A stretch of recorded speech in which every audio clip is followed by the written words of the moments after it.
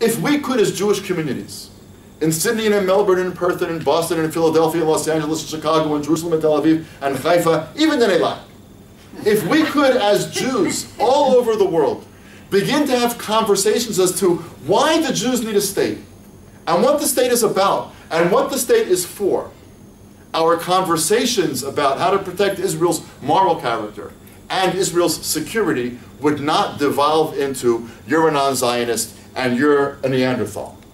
And that's where we are. And that leaves us bereft of dignity. It leaves us bereft of the kind of big tent where we can coexist together, where we can, like the sages in the pages of the Talmud, disagree ferociously, but still be part of the same communities.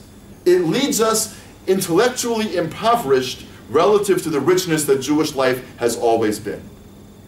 I think that part of the reason for our histrionics is that we've completely abandoned the world of ideas when it comes to Zionism. And we treat it like a rugby match if we're on the right, and we treat it like a great civil rights movement if we're on the left. And there is some truth to both of those, but they both miss a tremendous amount. What they miss is that the Jewish state was created for a purpose.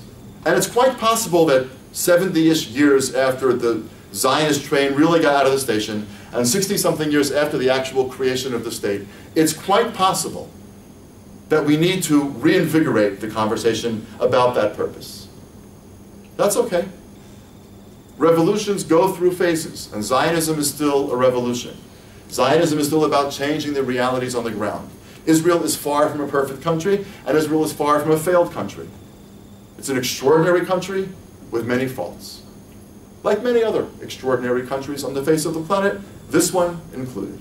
The United States included. Most European countries included. That's just what it is. An extraordinary country with a great record of revitalizing the Jewish people, with many faults that many of us would like to see fixed.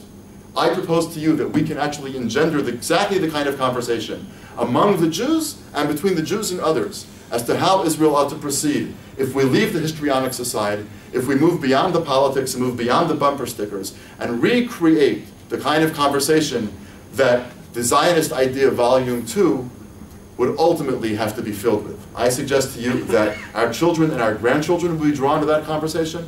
I suggest to you that the international community would not admit it, but would be impressed by that conversation, and that ultimately the Jewish world would once again have bequeathed to human beings worldwide an extraordinary intellectual heritage, one that would enrich not only Jews, but human beings everywhere if we had the courage to embark on precisely those questions.